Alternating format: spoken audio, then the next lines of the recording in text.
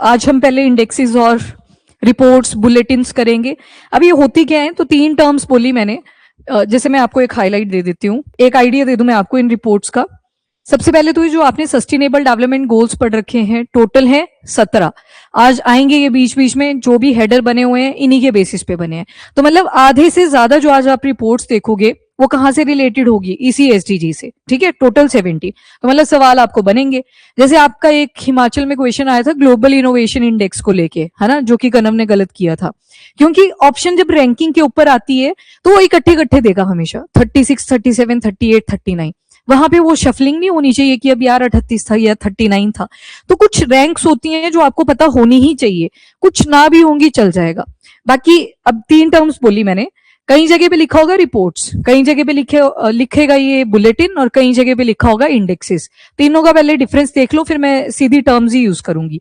कि इन रिपोर्ट्स के अंदर नंबर 1 इज रिपोर्ट्स, दूसरी टर्म मैंने बोली इंडेक्स, और तीसरा आएगा यहाँ पे बुलेटिन। पहले सुन लेना आराम से। देखो, जब भी इंडेक्स की बात होगी ना, आप कंपैरिजन करोगे। किसका करोगे ये मैं अभी बताती हूँ। सेम रिपोर्ट्स में भी आप क्या करोगे, एनालिसिस करोगे, और एनालिसिस करके आप फिर कंपैरिजन करते हो। पर जो इंडेक्स होता है ना, इसमें आप ज्यादा देखोगे न्यूमेरिकल वैल्यूज, नंबर के बेसिस पे डाटा को कंपेयर करा जाएगा। जो इंडेक्सेस आते हैं, जैसे नंबर आ गया कोई, या स्कोर आ गया कि अगर रैंकिंग 118 पे आए हैं तो स्कोर कितना है। वो 0 से लेके 100 तक भी हो सकता है, वो 0 से लेके 1 तक भी हो सकता है, उस बीच में भी लाई कर सकता है। तो मतलब यहाँ पे नंबर्स का खेल रहेगा। इस केस में कंपैरिजन ही है, पर कंपैरिजन किसके बेसिस पे रहेगा, नंबर्स के बेसिस पे। सेम रिपोर्ट्स के केस में आपको थ्योरीज मिलेंगी, केस स्टडीज मिलेंगी। किसी भी, जैसे हैप्पीनेस की अगर बात करेंगे तो हैप्पीनेस से रिलेटेड केस स्टडीज आपको मिल जाएंगी। रैंकिंग सभी में आएगी, रैंकिंग सभी में ही दी होगी। स्कोर ज्यादातर आप देखोगे इंडेक्सेस के अंदर आपको दिखेंगे। रिपोर्ट्स में ऑन एन एवरेज लगा दिया जाएगा कि इसके आसपास का डेटा यहाँ पे आपको अवेलेबल है। तो यहाँ पे डेटा ओरिएंटेड ज्यादा रहेगा। फिर आते हैं लास्ट वाला बुलेटिन। बुलेटिन क्या होता है, इसके ऊपर एक बड़ी सी मैगजीन छपी होती है, पर आपको यहाँ पे बुलेट फॉर्म में डेटा प्रोवाइड कर दिया जाता है। तो उसकी एक्चुअल में एक बड़ी सी रिपोर्ट भी एग्जिस्ट कर रही है, जिसको आप खरीद सकते हो, खरीदना चाहो, पर आपके पास उतना टाइम नहीं है। तो इसको आप बुलेट फॉर्म में देखोगे कि हर चीज इसके अंदर मेंशन होती है।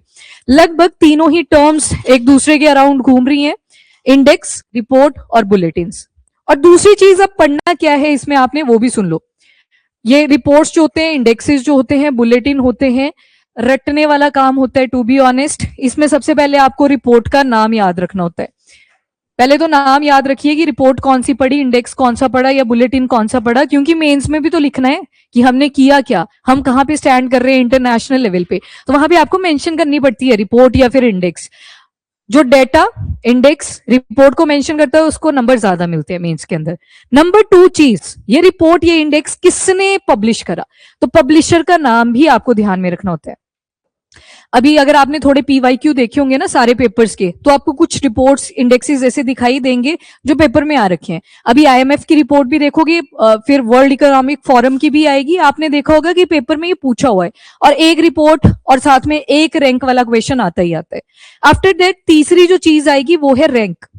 और रैंक में भी स्पेशली आपको याद रखना है, अगर इंटरनेशनल लेवल पे कोई करी गई है तो हम कौन से रैंक के ऊपर हैं, और टॉप किसने कर रखा है। टॉपर्स का भी आपको यहाँ पे पता होना चाहिए। जैसे रिजल्ट आते हैं तो टॉपर का पता सभी को होता है, बाकी अपना सा रिजल्ट पता होता है, चाहे आप कहीं भी स्टैंड करें जाके। तो टॉपर्स के रैंक आपको पता रखने। अब कई रिपोर्ट्स ऐसी होंगी जो विद इन इंडिया ही होंगी, मतलब अपनी टेरिटरी को ही कंप्लीट करेगा, वहां पे आएगी स्टेट की रैंकिंग्स। अब कई जगह पे क्या होगा, स्टेट सारी याद आपको हमेशा नहीं रहेंगी। ठीक है, 28 स्टेट है, अपना रैंक आप फिर याद रख लोगे इंटरनेशनल लेवल पे, चलो। पर जो स्टेट्स की रैंकिंग आएंगी ये आपको भूल जाएंगी। डेटा मैंने प्रोवाइड कर दिया है, याद करने मत बैठना, पर सवाल इससे आएगा। अब मैं इसलिए बोल रही हूँ याद मत करना, एक ही क्वेश्चन आएगा, उसके पीछे आप इतनी सारी रैंकिंग्स याद करोगे तो वो टाइम वेस्टेज वाली बात है। थोड़ा सा आइडिया लगा के चलोगे। चलो, गुड आफ्टरनून। तो ये सारी आपकी रिपोर्ट, इंडेक्सेस, बुलेटिन, ये सारे पैरामीटर्स रहेंगे, इनको हम स्टडी करने वाले हैं। बाकी पर्पस याद करने की जरूरत नहीं होती। क्यों? क्योंकि जैसे मैंने बोला हैप्पीनेस इंडेक्स, नाम से पता लग रहा है किस चीज को डिसाइड करने वाला है कि कौन कंट्री कितनी हैप्पी है। अभी इंडिया 118th रैंक पे आ गया, पर हमसे ज्यादा हैप्पी पाकिस्तान आ चुका है। तो कईयों के लिए वो मुद्दा बन जाता है बातचीत का। तो मतलब जो रिपोर्ट का नाम होगा वहां से आपको आइडिया लग जाएगा। मैंने बात करी फाइनेंशियल इंक्लूजन, फाइनेंशियल मतलब पैसों की बात कर रही हूँ, इंक्लूजन सभी को प्रोवाइड करना है। तो इनइक्वालिटी, वेल्थ इनइक्वालिटी आप एक टर्म सुनते हो कि रिचेस के पास ज्यादा पैसा है और बाकी जो मिडिल क्लास है उनके पास उतना पैसा नहीं है जितना रिचेस के पास अवेलेबल है। तो मतलब पता चल रहा है फाइनेंशियल इंक्लूजन से कि सभी को पैसा प्रोवाइड करना है। सेम मैंने वर्ड यूज कर लिया फिस्कल डेवोल्यूशन, डेवोल्यूशन जैसे डिसेंट्रलाइजेशन आपने पढ़ा था, सेंटर स्टेट लोकल गवर्नमेंट, वैसे डेवोल्यूशन में आप पंचायत के ऊपर फोकस करोगे, वहां पे फिजिकल हेल्थ कैसा है उसके बारे में बातचीत करोगे। तो ये सारी आपकी रिपोर्ट्स, इंडेक्सेस और बुलेटिन है।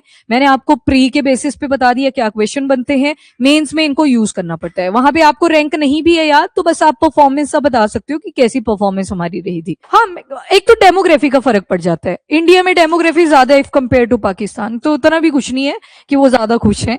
तब तो फिर कायदे से डेमोग्राफी के हिसाब से उनकी रैंकिंग 2 डिजिट में आनी चाहिए थी, वो भी 3 डिजिट्स में ही है। ठीक है, ओके जी, पहले इंडेक्स, रिपोर्ट और बुलेटिन की तरफ चलते हैं। ये बार बार आएगा बीच में, मैं आपसे ही पूछ लूंगी, तो एक एसडीजी भी जोड़ा जाता है इन रिपोर्ट्स के साथ में। ठीक है, number 1 is related to climate stress, environmental health और इंडिया का ग्रीन ट्रांजिशन। इंडिया का ग्रीन ट्रांजिशन मतलब हम वो जो ग्रीन इंफ्रास्ट्रक्चर बना रहे हैं।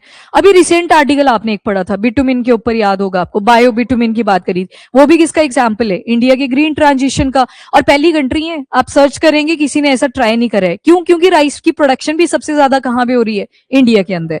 ठीक है, तो पहली जो आएगी इसमें that is United nation world water development report.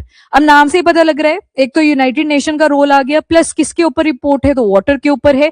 और जो डेटा मिलेगा ना आपको वो 25 का मिलेगा या फिर 24 का मिलेगा। कई रिपोर्ट्स होती हैं वो 2 साल के गैप पे आती हैं, कई रिपोर्ट 1 साल के गैप पे आती हैं। सिर्फ 2026 तो अभी शुरू ही हुआ है, तो आपको पिछली रिपोर्ट्स पहले कंप्लीट करनी पड़ेंगी। ठीक है, कुछ रिपोर्ट्स अभी आनी भी शुरू होगी है, इंडेक्सेस आने भी शुरू हो गए हैं, पर आपको ये वाली जो रिपोर्ट्स मिलेंगी ये 24 या 25 का डेटा रहेगा। तो सबसे पहले है United nation world water development report 2025। अब इसमें क्या क्या चीजें बोली गई, अब देखो यूनाइटेड नेशन के भी आपने 6 मेन बॉडीज पढ़ी हैं और उसकी भी कुछ स्पेशलाइज्ड बॉडीज हैं, जिसमें से एक आती है यूनेस्को। तो कौन इसका पब्लिशर आ गया, यूनेस्को है। और मेन फोकस किन के ऊपर करा, तो माउंटेन्स एंड ग्लेशियर। इस बार देखा गया 2025 का जो ईयर था ग्लेशियर्स को डेडिकेटेड था, तो इसी वजह से ये पहली रिपोर्ट आप इससे रिलेटेड पढ़ रहे हो।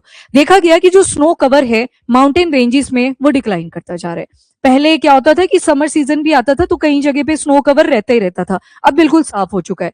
आज ही के न्यूज़पेपर पे आपने रिच की फोटो देखी होगी, इस बार वहां पे स्नोफॉल नहीं है, मतलब बिल्कुल साफ है, सनी वेदर दिखाया हुआ था।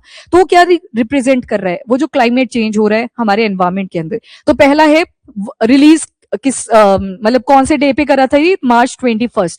अभी मार्च 21 में दोबारा से आएगा जब आपका 26 का आएगा, पर रिपोर्ट एनालिसिस कब आएगी, वो फिर जाके 27 में आएगी, 26 वाली। तो ये 25 का बताया पूरे साल का एक एनालिसिस कि जो स्नो कवर है यानी कि टोटल स्नो और आइस ग्राउंड के ऊपर वो रिड्यूस होती जा रही है। मैक्सिमम जो माउंटेन रीजन है हमारे डिक्लाइन हो चुकी है।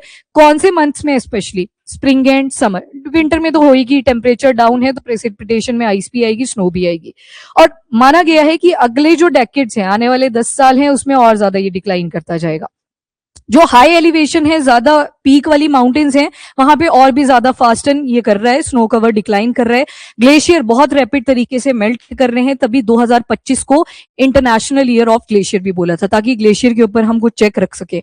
और जो परमाफ्रॉस्ट है ये थॉ कर रहा है। थॉइंग का मतलब होता है रैपिडली कोई चीज डिक्रीज करती है, तो परमाफ्रॉस्ट परमानेंटली फ्रोजन एरिया, जैसे साइबेरिया आपने एक एग्जाम्पल पढ़ा था, 2 साल से कॉन्टिन्यूटी में वहां पे बर्फ होनी चाहिए, फिर उसके बाद डेपोजिशन हो जाती है। अब देखा जा रहा है ये परमाफ्रॉस्ट भी पिघल रहे हैं, तो अगेन कंसर्न की बात आ जाती है। और स्नोफॉल पैटर्न तो बहुत ज्यादा इराटिक हो चुके हैं, बिल्कुल ही डिसरप्ट कर चुके हैं। जब पड़नी चाहिए बर्फ तब नहीं पड़ रही है, उसके बाद शायद ठंड दोबारा से पड़े और वो जो स्नोफॉल है वो हो जाए। तो ये जो पहली रिपोर्ट थी किससे रिलेटेड थी, आपकी वाटर के रिलेटेड थी, पर ग्लेशियर भी इसमें कवर करेगी। आफ्टर ऑल ग्लेशियर आपको क्या प्रोवाइड करते हैं, फ्रेश वाटर। ठीक है जी, तो पहली रिपोर्ट। अभी आता है डेटा जो आपको ध्यान में रखना है, जैसे कि वर्ल्ड एयर क्वालिटी रिपोर्ट 2024। यहाँ पे एयर क्वालिटी के ऊपर रिपोर्ट आई, पूरे वर्ल्ड में कौन सी सिटी ज्यादा पोल्यूटेड है, कौन सी कंट्री ज्यादा पोल्यूटेड है। तो ध्यान रखना 6 ईयर है कॉन्जिक्यूटिवली, अगर आप देखोगे तो दिल्ली ने टॉप करा है पोल्यूटेड सिटीज में। और इसके बाद कौन सा रीजन है, तो दूसरा जो रीजन आएगा दैट इज जो असम और मेघालय के एरिया में लोकेटेड है, बिलमी हाथ करके एक रीजन है, ये भी वर्ल्ड का मोस्ट पॉल्यूटेड सिटी डेजिग्नेट हुआ है। तो एक तो ये ध्यान रखना, plus top 5 most polluted countries कौन कौन सी हैं। नंबर 1 पे है चैड। हम कौन से पे हैं, पहले तो खुद को देख लो। हम 5th रैंक पे हैं, इंडिया 5th पे है, उसके बाद चैड फर्स्ट पे है, दूसरे पे बांग्लादेश, तीसरे पे पाकिस्तान और चौथे पे कॉन्गो आ जाएगा। तो शुरू की याद रख लेना और अपना रैंक यहाँ पे याद रख लेना। ये एयर क्वालिटी के हिसाब से है, जो वर्ल्ड एयर क्वालिटी इंडेक्स आ रखा है, तो वो 25 में आके चला गया, अभी 26 चल पड़ा है ना। तो ईयर एंड में एक रिपोर्ट एनालिसिस आती है, क्योंकि वाटर डे तो कब चला गया, मार्च 21, तो अगला भी तो देखना है हमें, तो वो पूरे साल का है। हाँ बिल्कुल यही है, 2 साल का गैप या कहीं जगह पे आपको 1 साल का गैप दिखेगा, ठीक है। तो ये चीज आपने ध्यान से रखनी है। उसके बाद यूनाइटेड नेशन की एक और बॉडी आप पढ़ते हो, एनवायरमेंटल प्रोटेक्शन जो प्रोग्राम्स चलाती है, तो इस बार इन्होंने बोला कि adaptation gap report 2025 running on empty, मतलब हमने कुछ टारगेट्स लिए हुए थे, और जो आपने कॉप पढ़ा था, कॉन्फ्रेंस ऑफ पार्टी, उसमें देखा था हमने किसी ने भी अकम्प्लिश कुछ नहीं करा है, और जो टारगेट है वो भी हम भूल जाया करते थे कि हमने अपने अपडेट भी करने हैं। तो इस बार का जो थीम था इनका, जो अडेप्टेशन गैप रिपोर्ट है 2025 की, that is running on empty, खाली चल रहे हैं, कोई किसी का गोल नहीं है, किसी ने ना तो कोई अचीव करा हुआ है। इसके बाद कितना पैसा लगेगा, तो सीओपी में भी मेंशन करा गया था, 300 बिलियन यूएस डॉलर बोले थे, यहाँ पे 310 प्रिसाइजली टर्म लिख दी हुई है कि 310 यूएस बिलियन डॉलर के आसपास लगेगा। और जो इंटरनेशनल फ्लो है पैसे का, वो और ज्यादा रैपिड करना पड़ेगा, मतलब 12 गुना ज्यादा इंटेंसिटी बढ़ानी पड़ेगी, जो डेवलप नेशन है वो डेवलपिंग कंट्रीज की हेल्प करे। अब देखो ये सारा डाटा है जो कि आपसे प्री में तो कोई नहीं पूछेगा, पर ये रैंकिंग आपने ध्यान में रखनी है कि हम कहां पे लाए कर रहे हैं एयर क्वालिटी इंडेक्स के हिसाब से, ये आपको ध्यान में रखना पड़ेगा। ये डाटा शायद आपसे प्री में ना पूछा जाए, मेंस में आप इसका यूज कर सकते हो। फुलफिल नहीं हुआ है, यहाँ पे बोला है कि स्पीड इंक्रीज करने की जरूरत है, पैसा और ज्यादा स्पीड से डालना पड़ेगा इन अकाउंट्स के अंदर। फिर आपने ट्रॉपिकल फॉरेस्ट फंड के बारे में भी पढ़ा था, जिसमें बोला था वॉलंटरली आपको पहले पेड़ लगाने पड़ेंगे, तभी आप कोई नया प्रोजेक्ट शुरू कर सकते हो। तो मतलब सारा डेटा एमलगमेट करके यहाँ पे दिया हुआ था। दूसरा जो आएगा आपका, ये बुलेटिन है वर्ल्ड मेट्रोलॉजिकल ऑर्गेनाइजेशन का ग्रीन हाउस गैस बुलेटिन। ये रैंकिंग एयर क्वालिटी, ये इसी का एक सब पार्ट है, बस उसकी आती है। चलो अगले आर्टिकल पे चलते हैं, which is about world meteorological organization. इनका है ग्रीन हाउस गैस बुलेटिन। अब ये भी एनुअल रिपोर्ट है जो डब्ल्यूएमओ ने प्रोवाइड करी है। इन्होंने 2 चीजें देखी, कार्बन डाइऑक्साइड, पार्टिकुलेट मैटर। अब देखो पीछे क्या लिखा था, ग्रीन हाउस गैस एमिशन, तो ग्रीन हाउस गैस में नंबर 1 गैस भी कौन सी आती है, कार्बन डाइऑक्साइड। इसके पार्टिकुलेट मैटर होते हैं। तो अब ये जो कार्बन डाइऑक्साइड का लेवल है 2024 में आप देखोगे 423.9, ये क्या होता है, पीपीएम, पार्ट्स पर मिलियन होते हैं। पीपीएम होता है, पीपीबी होता है, मिलियन की जगह बिलियन लग जाता है, ये पीपीएम है। और बोला गया कि 2023 के हिसाब से 3 स्टेप हम ऊपर जा चुके हैं, जो पार्टिकुलेट मैटर है। मतलब 3 स्टेप का मतलब है, पहले कितना होएगा, ये 420 के आसपास था, तो 3 स्टेप हम अबव जा चुके हैं 2023 के हिसाब से। मतलब इन शॉर्ट आपको क्या ध्यान रखना है कि जो global carbon dioxide particulate matter है उनका लेवल बढ़ चुका है, बस इतना से याद रखना है। और जो ग्लोबल एवरेज टेम्परेचर है, 2 चीजें बोली मैंने, वन इज कार्बन डाइऑक्साइड के पार्टिकुलेट मैटर और दूसरा ग्लोबल टेम्परेचर इन्होंने देखा। अब देखो जब इंडस्ट्रियलाइजेशन वाला फेज आया था तो टेम्परेचर में चेंजेस आने शुरू हुए थे। हमारा जो टारगेट था वो प्री इंडस्ट्रियल लेवल से पहले जैसा टेम्परेचर हुआ करता था उस पर फोकस करना था। अब बोला कि वो जो प्री इंडस्ट्रियलाइजेशन से पहले का भी टेम्परेचर था उसको भी हम सरपास कर चुके हैं। तो 1.55 डिग्री सेल्सियस इससे अब हम जा चुके हैं। और वार्मेस्ट ईयर किसको बोला गया, 2025 को। पहले 23 था, फिर 24 आया तो 24 था, अब 25 आया तो 25 वार्मेस्ट ईयर बन चुका है। ये बढ़ता ही जाएगा जैसे जैसे आप आगे को चलोगे। हाँ, क्लाइमेट चेंज की वजह से। तो मतलब जब 23 में पढ़ाया था आर्टिकल तब बोला था 23 वार्मेस्ट ईयर है। फिर जनवरी मंथ को बोला था कि इस बार सबसे कम ठंड पड़ी है। अभी आप देखोगे कि अभी भी इतनी ठंड नहीं है जितनी होनी चाहिए थी कायदे से। तो वो बढ़ता ही जाएगा आगे आगे जैसे आप टाइम पास करोगे। तो करंट कार्बन डाइऑक्साइड की कंसेंट्रेशन कितनी पहुंच चुकी है प्री इंडस्ट्रियलाइजेशन के हिसाब से, 423.9 ppm। नहीं याद रखना इसको, बस इतना ध्यान में रखना कि डब्ल्यूएमओ का ये जो बुलेटिन आया है ग्रीन हाउस गैस के ऊपर 2 चीजों के ऊपर फोकस करता है, one is carbon dioxide particulate matter और दूसरा आ जाएगा ग्लोबल टेम्परेचर।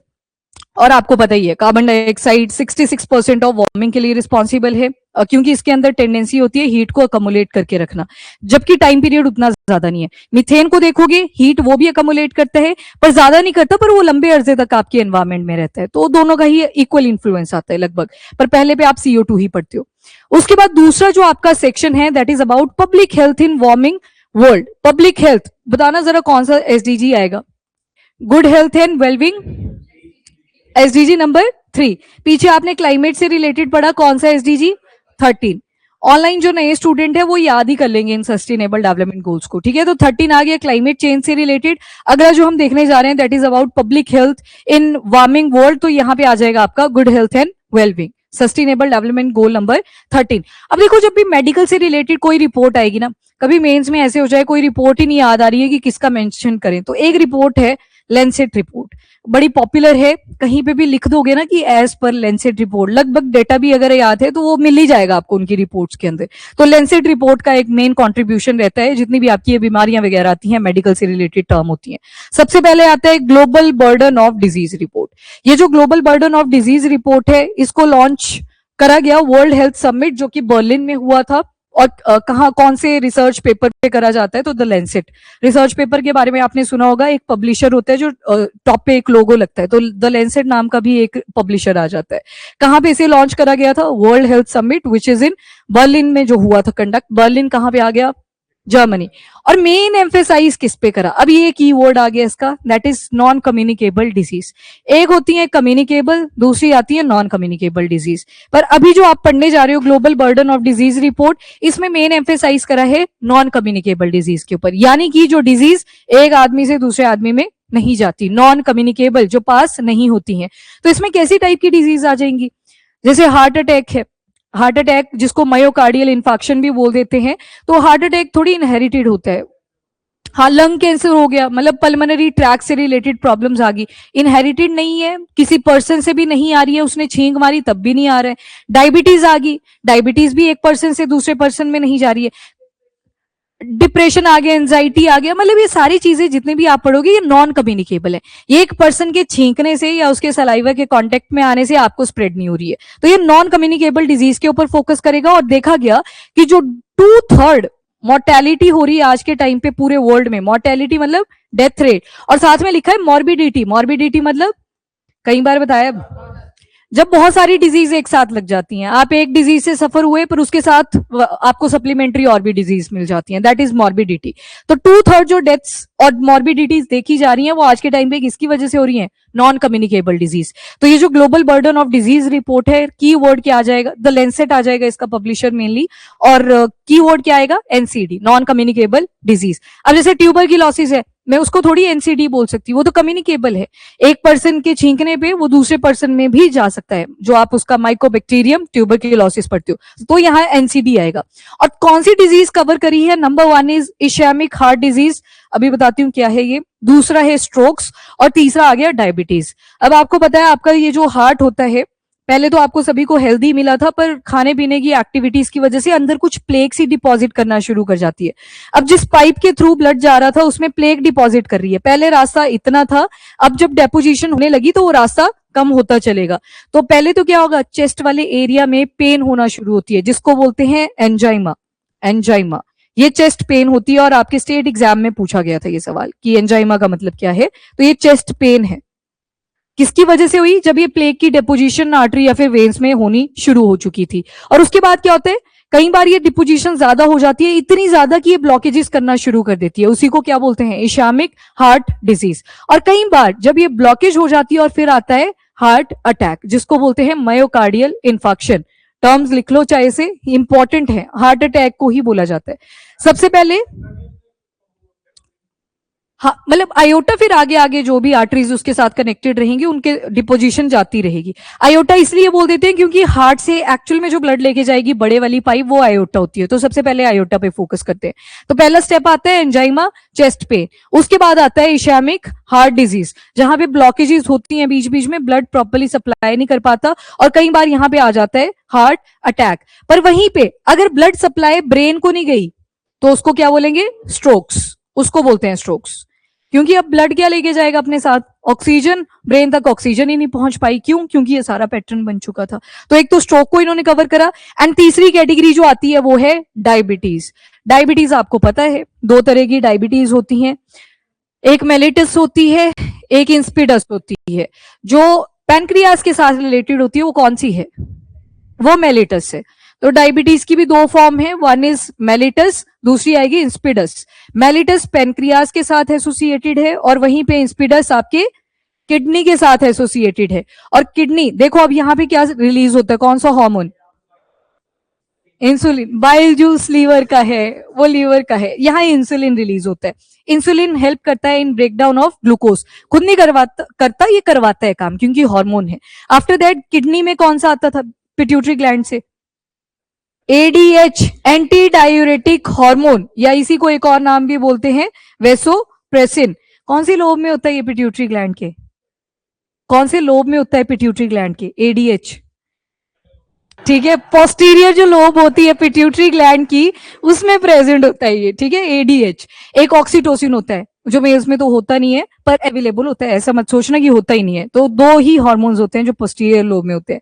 चलो ठीक है, तो ये जो डायबिटीज है जो पेनक्रियाज के साथ एसोसिएटेड है, उसको भी एनसीडी में कवर करा गया। इसमें बस एक पॉइंट याद रख लेना जो शायद आपको पेपर में मिले, एक टाइप 5 डायबिटीज के बारे में भी आपने सुना था। ये किस रीजन की वजह से होती है? वेरी गुड, मैल नरिशमेंट की वजह से। आपको डाइट ही प्रॉपर नहीं मिली और उसकी वजह से क्या हुआ, पेनक्रियाज डेवलप नहीं हुआ, और पेनक्रियाज डेवलप नहीं हुआ तो आपके वो जो आइलेट्स ऑफ लैंगरहैंस, जहां पे बीटा सेल्स होती हैं जो इंसुलिन को प्रोड्यूस करता है, वो भी प्रोड्यूस नहीं हो पाया, तो उससे क्या हो जाती है टाइप 5 डिजीज डायबिटीज।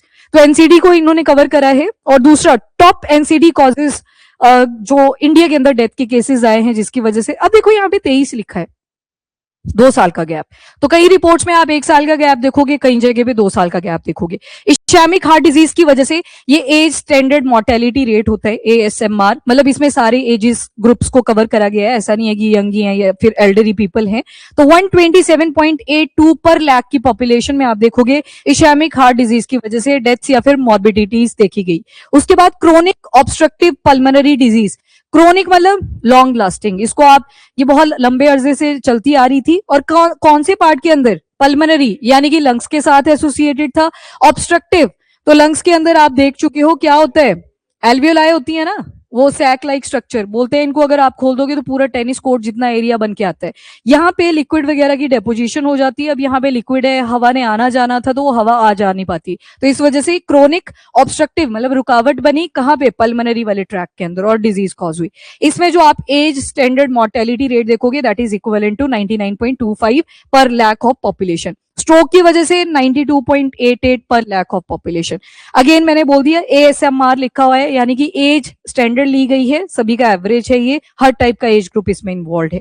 अब देखो ऐसा नहीं बोल सकते आज के टाइम पे आपकी जो इश्चैमिक हार्ट डिजीज वाली प्रॉब्लम है ये सिर्फ बीच के एज ग्रुप में आती है, बच्चों में भी देखा गया। एक बार हार्ट अटैक वाला केस 5 साल के बच्चे में भी देखा गया था। डिपेंड करता है सारा डाइटरी हैबिट्स वगैरह के ऊपर भी। देन नेक्स्ट आएगा आपका ग्लोबल ट्यूबरक्लोसिस रिपोर्ट, ये 2024 का है, अगेन 2 साल का गैप आपको मिलेगा। Okay, global tuberculosis report 2024। Tonsil नहीं होते, मम्स थोड़े डिफरेंट होते हैं, इसमें स्वेलिंग आनी शुरू होती है, ग्लैंड्स नहीं इन्वॉल्व होते, ऐसे पूरा स्वेल, हाँ सलाइवरी ग्लैंड। इसमें पैरोटिड वाले देखे होंगे आपने, एक पैरोटिड आता है एक मैक्सिलरी, तो पैरोटिड वाले इसमें इन्वॉल्व होते हैं। चलो ठीक है, अगली जो आपकी रिपोर्ट है that is related to tuberculosis. बताओ मुझे ये एनसीडी में आएगा या सीडी में आएगा? ये कम्युनिकेबल डिजीज है।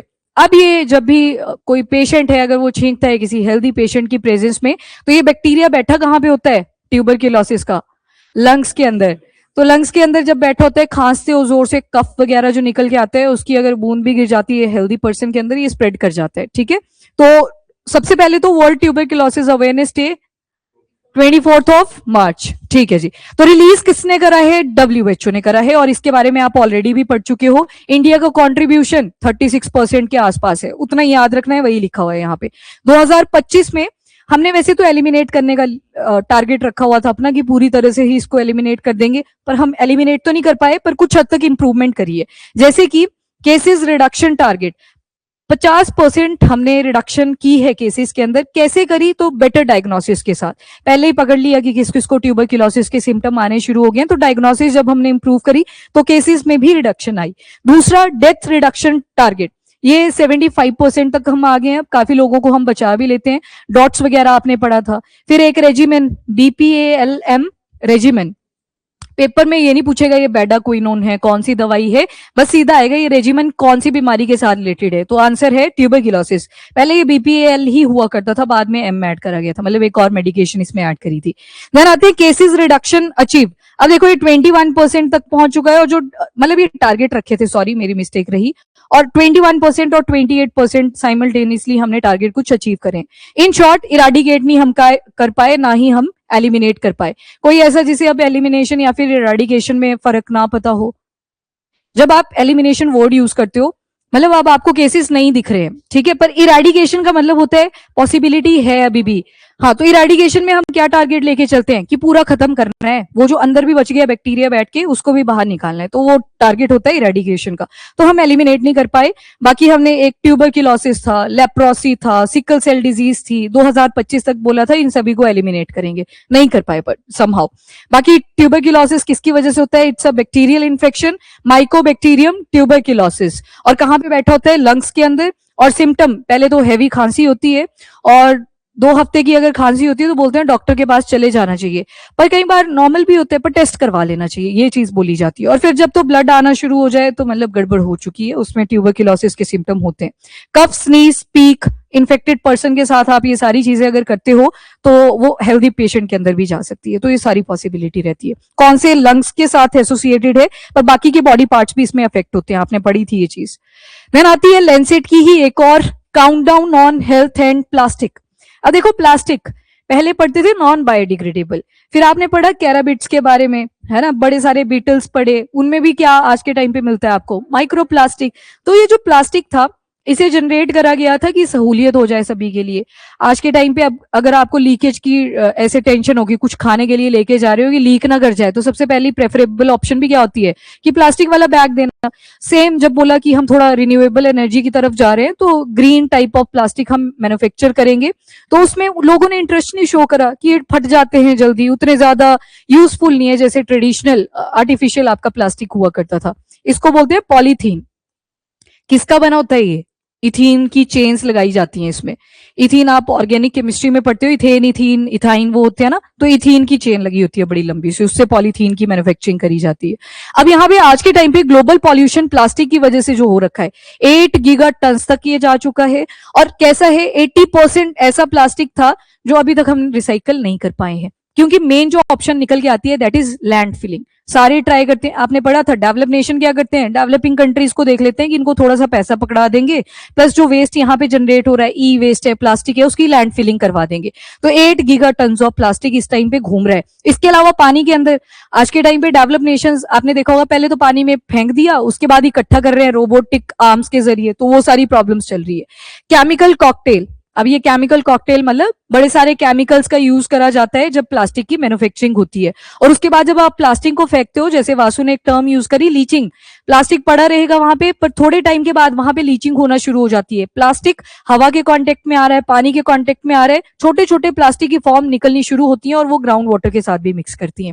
बिस्लरी की बॉटल देखना कभी, तो बिस्लरी की बॉटल जिस दिन आप परचेज करते हो हार्ड सी होती है वो, पर जब उसको बार बार रीयूज करते हो ना आप, निकला कुछ नहीं था उसमें से, शायद आपने वो स्टिकर सा निकाल दिया, पर वो पतली पड़नी शुरू हो जाती है। तो वो जो पतली पड़ी, वो पानी के अंदर जो माइक्रो प्लास्टिक था वो कहाँ गया? वो आपने पी लिया था, है ना। तो वो सारी चीजें हैं जो प्लास्टिक के साथ कंसर्न्ड है।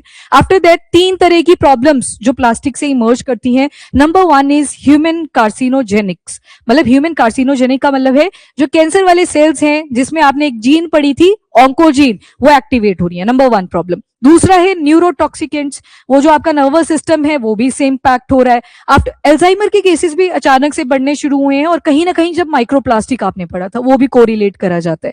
एंड इसके बाद एंडोक्राइन डिसरप्टर्स, आपने बड़ी सारी ग्लैंड्स पढ़ी, उनके हार्मोन्स पढ़े होंगे, वो सारा फेलियर होता हुआ दिखाई देगा आपको, तो ये सारी प्रॉब्लम यहाँ पे आएगी। देन देयर इज लैंसेट की क्या क्या रिपोर्ट में चीजें बोली गई, तो बोला गया कि जो प्लास्टिक मैन्युफैक्चरिंग है उनको भी रिस्पॉन्सिबिलिटी लेनी चाहिए, और वहीं से एक बॉडी भी लाइमलाइट में आती है, CSR। बताना ये क्या थी? CSR क्या था? एक कीवर्ड बता देती हूँ, R फॉर रिस्पॉन्सिबिलिटी, नहीं कॉर्पोरेट।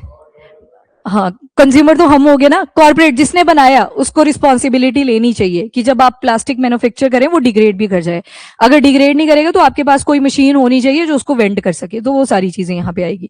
उसके बाद बच्चे हाई रिस्क पे हैं आज के टाइम पे। मैंने आपको एक केस स्टडी यूएस वाली बताई थी जिसमें 2 तरह की मिल्क बॉटल का यूज करा गया, एक प्लास्टिक की बनी थी, दूसरी ग्लास की बनी हुई थी। ग्लास वाले में देखा गया ज्यादा हेल्दी बच्चा था रादर देन प्लास्टिक वाली बॉटल से जो मिल्क को कंज्यूम कर रहा था, उसकी बॉडी में क्या मिला था? माइक्रोप्लास्टिक। और पॉलिसी वही CSR के ऊपर डाल दिया, जो कॉर्पोरेट सोशल रिस्पॉन्सिबिलिटी, मतलब सोसाइटी के ऊपर आपकी बनाई हुई प्रोडक्ट के क्या क्या इंपैक्ट्स आएंगे आने वाले टाइम पे, उसकी रिस्पॉन्सिबिलिटी कौन लेगा? जिसने वो बनाया, ठीक है। तो ये CSR को प्रमोट करने के लिए बात करी जाती है। तो सबसे पहले तो ना सिर्फ ह्यूमन बीइंग के ऊपर प्लास्टिक पॉल्यूशन की वजह से इंपैक्ट्स आए हैं, पर पूरे प्लैनेट पे ही आ चुके हैं। सैटर्न की रिंग्स बोलते हैं आज के टाइम पे थोड़ी वेग सी होती जा रही है, पॉल्यूशन बढ़ चुका है, पर वहीं पे अर्थ के अराउंड एक नई रिंग आने वाली है, ठीक, वो जो स्पेस जंक भी क्रिएट होता है तो वो डेब्रीज की फॉर्म में आ रही है। फिर उसके बाद massive 8 giga ton of plastic waste हम जनरेट कर चुके हैं। जितना प्लास्टिक बनाया था उसमें से 80% ऐसे ही पड़ा हुआ है, जिसको ना तो रिसाइकल करा गया ना तो कभी खत्म करा गया। तो मतलब इसके जो हार्म है वो सिग्निफिकेंट है, जो आपने यहाँ पे पढ़े। कोई भी पॉपुलेशन का एज ग्रुप हो वो मैटर नहीं करता, ये सभी को इंपैक्ट कर रहा है। Next, wellbeing, inequality and peace. बताना जरा पीस वाला sustainable development goal. SDG number 17 क्या बोलता है? पार्टनरशिप। एसडीजी नंबर 16 के अंदर एक्चुअल में वर्ड लिखा है कि स्ट्रॉन्ग इंस्टीट्यूशन, पीस, इन सभी चीजों को आपने प्रमोट करना है। मतलब अगर कीवर्ड की बात करें तो वो यहां पे आएगी।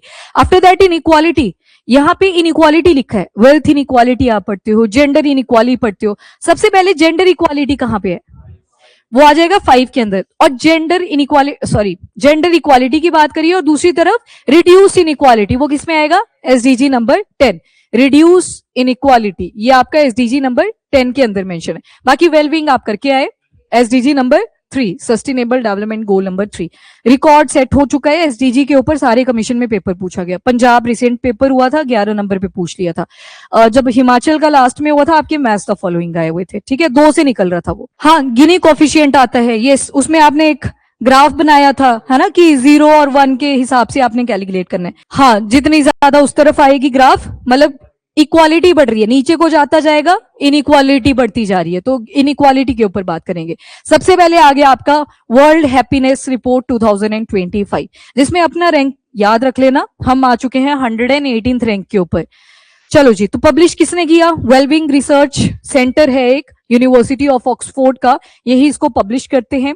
बड़े सारे सर्वे करवाते हैं ये, जिसमें से एक सर्वे का नाम आप ध्यान में रखोगे, गैलप सर्वे। गैलप सर्वे कुछ नहीं है, एक इंस्टीट्यूशन है, ये लोगों के घर घर तक जाते हैं, उनके ओपिनियन मांगते हैं, सोशल लेवल पे भी मांगते हैं, पॉलिटिकल लेवल पे भी मांगते हैं, देन इकोनॉमिक लेवल पे भी मांगते हैं कि सरकार कोई लॉ लेके आई।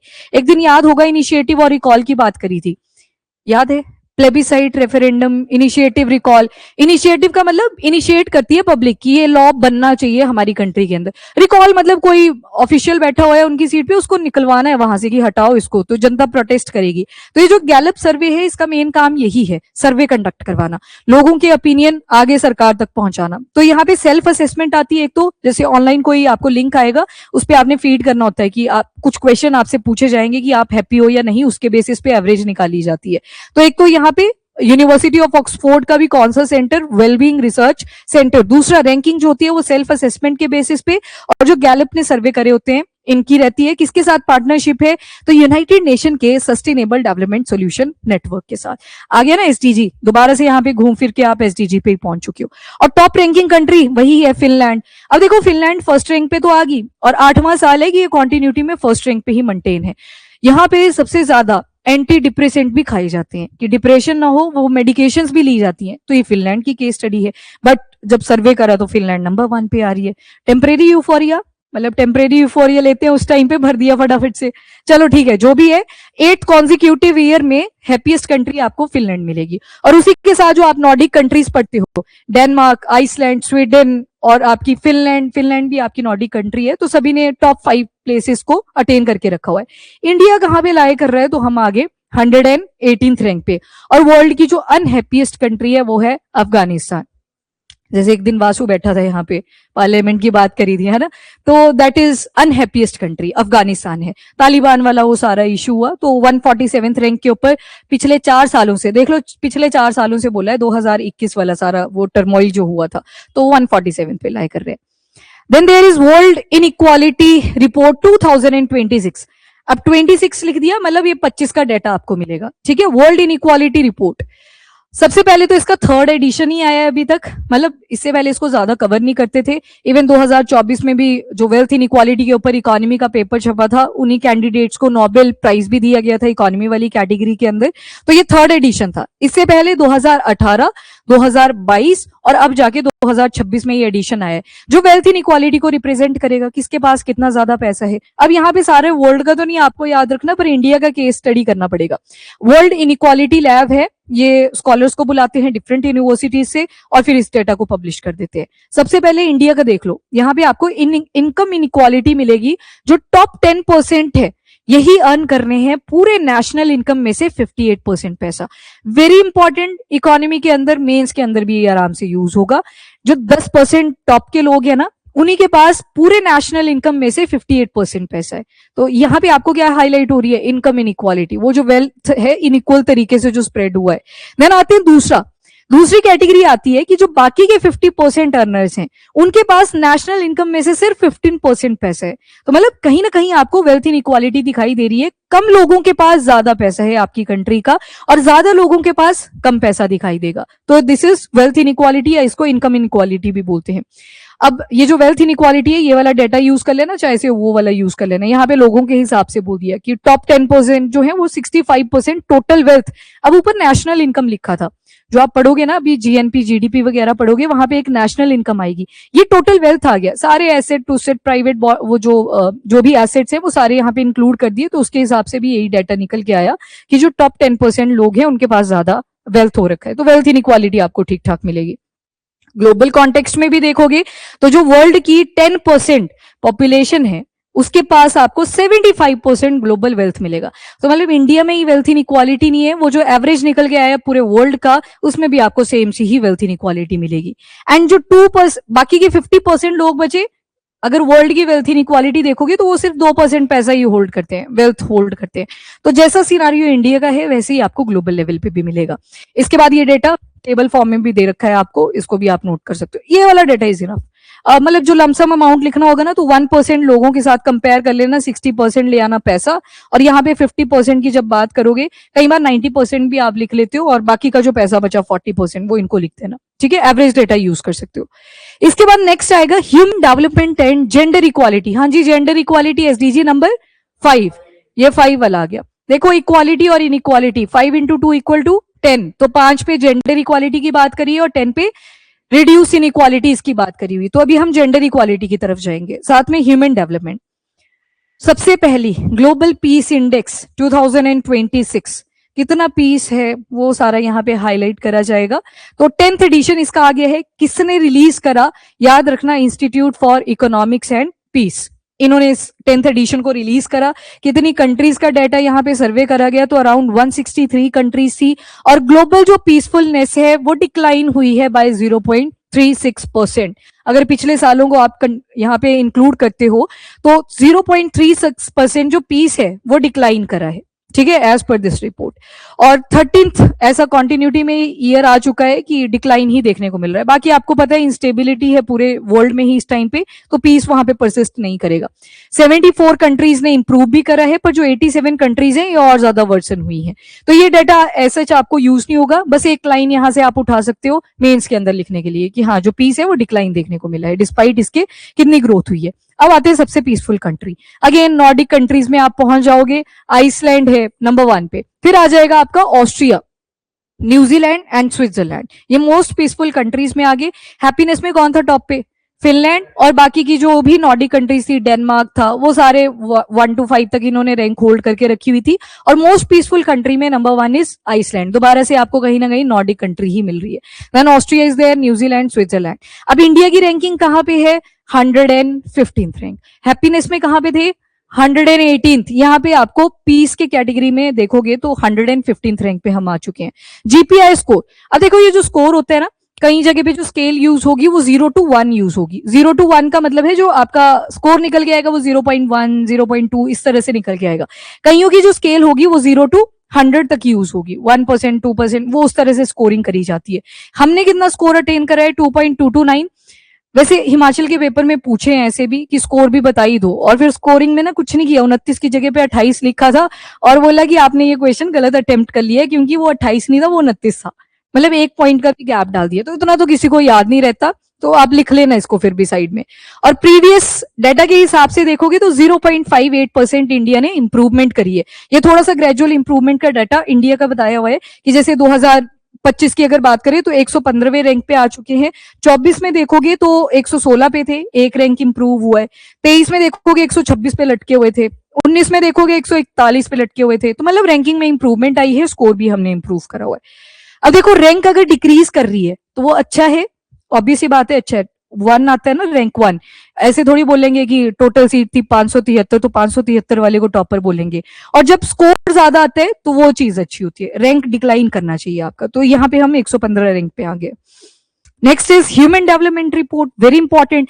एक क्वेश्चन यूपीएससी ने इस पे पूछा था कि ह्यूमन डेवलपमेंट रिपोर्ट आती है, कौन इसको रिलीज करता है? तो याद रखना एक body, UNDP, United Nation Development Programme, तो यही इसको रिलीज करते हैं, ह्यूमन डेवलपमेंट रिपोर्ट। और सुनो, वो जो ऑप्शन डाले थे ना, वो ऐसे डाले थे एक्रोनिम की फॉर्म्स में, जान के, नहीं तो डेवलपमेंट से आइडिया लग जाता कि डी फॉर डेवलपमेंट, यहाँ पे भी डेवलपमेंट है तो यही इसका आंसर होगा, तो वो तुक्का ना लगे, तो इस वजह से शॉर्ट फॉर्म्स यूज करी जाती हैं। Human development report, okay, publish कौन करता है? यूएनडीपी। ये वाला इंपॉर्टेंट है, इसको आप ध्यान में रखेंगे। और इन्होंने क्या बोला कि कोई भी नेशन है, मतलब मेन फोकस इस बार कहां पे करा था कि कोई भी नेशन है उसके लिए इंसान का होना जरूरी होता है। चलो ठीक है, ह्यूमन जो होते हैं वो ज्यादा होते हैं जो काम उन्होंने एक्चुअल में करा, मतलब ह्यूमन को वैल्यू दी है, इन शॉर्ट जो ह्यूमन डेवलपमेंट रिपोर्ट है। हाइलाइट्स क्या निकल के आए? Human machine complementarity. इस बार आपने देखा कि हम डेवलपमेंट की तरफ जा रहे हैं, पर बार बार क्या पढ़ रहे थे? इमर्जिंग टेक, कि एआई आ रहा है, रोबोटिक्स आ रहे हैं, आधा काम तो एआई ही कर देगा।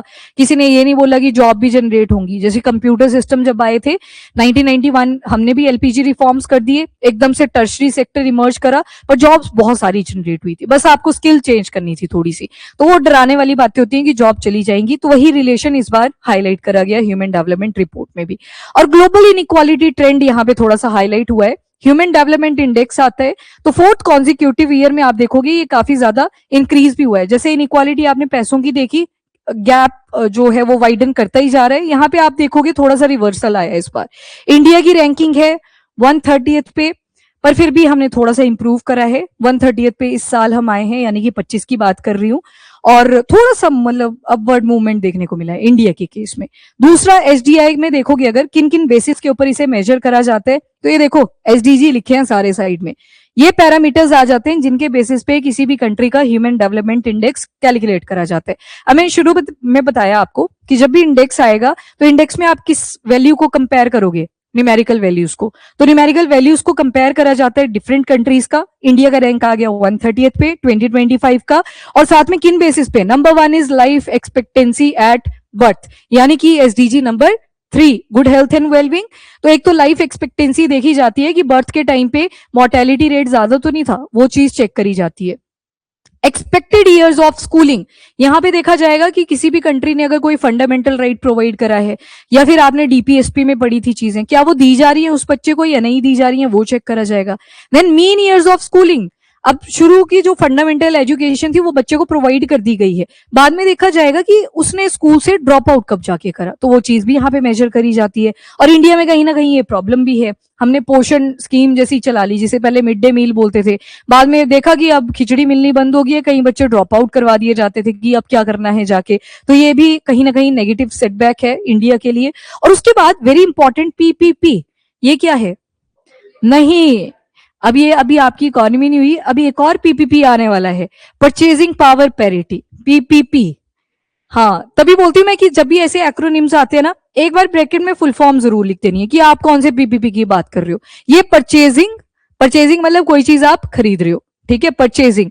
पी फॉर पावर, पावर किसकी रिप्रेजेंट करेगा? करेंसीज की। और पैरिटी, कितनी इक्वालिटी है, कितने डिफरेंसेस हैं, उस डिस्पैरिटी मतलब इनइक्वालिटी, पैरिटी मतलब इक्वालिटी।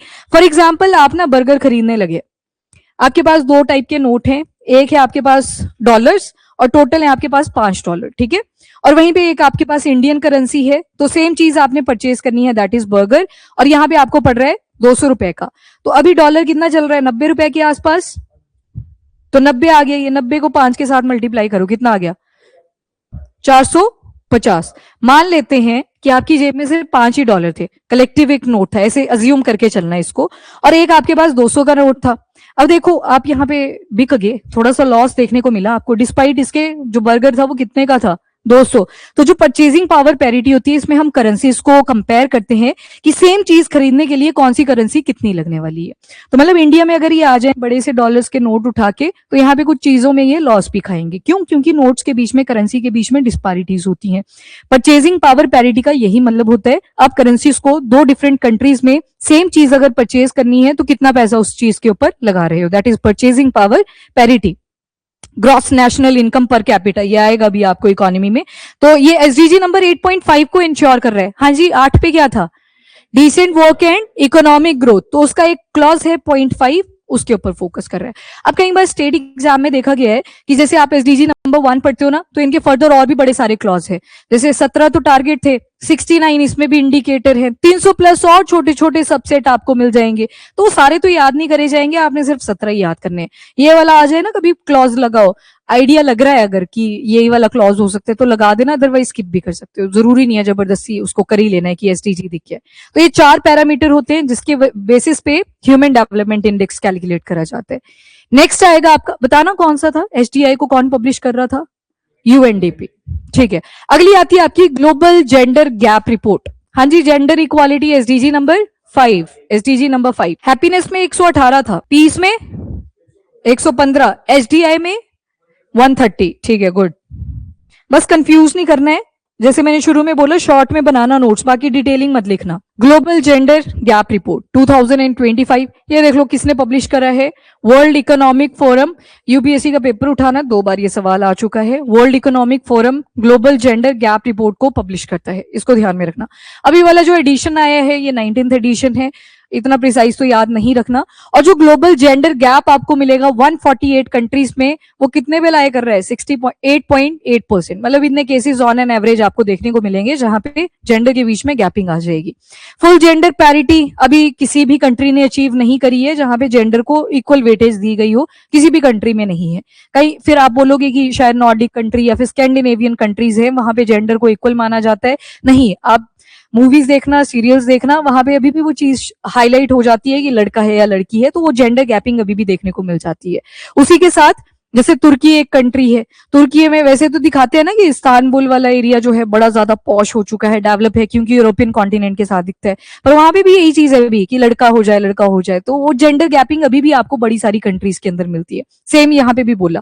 और इसमें ना 14 इंडिकेटर्स यूज करे जाते हैं ये कंपेयर करने के लिए कि कहाँ पे कितना ज्यादा जेंडर गैप है। मोस्ट जेंडर इक्वल कंट्री आपको फिर भी वही मिलेगी जो नॉर्डिक है, आइसलैंड। 16th कॉन्सिक्यूटिव ईयर से आइसलैंड ही इसमें टॉप कर रही है। अब वहां पे आप जाओगे तो सोसाइटल लेवल पे उन्होंने इक्वालिटी को अचीव कर लिया है। जैसी गरीबी आपको बाकी की डेवलपिंग कंट्रीज में मिलेगी, शायद वहां पे ना मिले। वहां पे जो फार्मर का घर होगा, इंडिया में शायद उसकी कंडीशन उतनी अच्छी नहीं मिलेगी, पर आइसलैंड या नॉर्डिक कंट्री, जितने भी ये छोटे छोटे कंट्रीज है, डेवलप है, वहां पे हर घर तक वहां पे सड़क मिलेगी आपको, प्लस टेक्नोलॉजी ड्रिवन है, तो आपको वहां पे लाइफस्टाइल बेटर मिलेगा। तो सोशल इक्वालिटी की अगर बात करी जाए, कुछ हद तक उन्होंने अचीव कर ली हुई है। पॉपुलेशन बहुत कम है, फिजीलैंड के बारे में आपने सुना होगा। अब 10,000 की जो 10 लाख की जो पॉपुलेशन है, उसको आप इतनी बड़ी डेमोग्राफी जो बिलियंस में खेल रही है उसके साथ कंपेयर नहीं कर सकते। तो सोसाइटल लेवल पे इक्वालिटी आपको मिल जाएगी, बट जेंडर गैप के ऊपर इक्वालिटी आप बोले वो अभी भी कहीं ना कहीं लैग कर रही है, वो किसी कंट्री ने एक्चुअल में उसको अचीव नहीं करा है। तो आइसलैंड याद रखना, टॉप पे यही है। बाकी इंडिया का रैंक आपको पीछे जैसे मिलेगा, 131st पे आ रखे हैं हम out of total 148 countries. India में तो अभी भी है, अभी जैसे क्या हुआ कि चलो बाद में सुनाऊंगी, याद करवाना लास्ट में। ठीक है, तो स्लिपिंग 2 प्लेसेस फ्रॉम 2024, मतलब हमारा जो रैंक है वो इस बार इंक्रीज हुआ है। पहले हम 129 पे थे, अब आप देखोगे 131 पे आ गए हैं, तो जो कि अच्छी बात नहीं है, जेंडर गैप आपको ज्यादा दिखाई देगा। ठीक है, ये स्कोरिंग बताई हुई है जिस स्कोर को आप भूल भी सकते हो। अब देखो यहाँ पे स्कोर जो है वो 0 to 1 कंपेयर करा जाता है ग्लोबल गैप जेंडर इंडेक्स का। यहाँ पे हमारा स्कोर है 0.644। बस मुझे इतना सा बता दो, अगर ये जो स्कोर है एक की तरफ जाएगा तो वो अच्छा होगा या बुरा होगा? कितने बोलते हैं वो अच्छा होगा, कितने बोलते हैं वो बुरा होगा?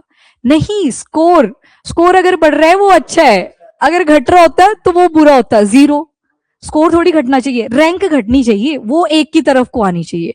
तो ये ध्यान में रखना।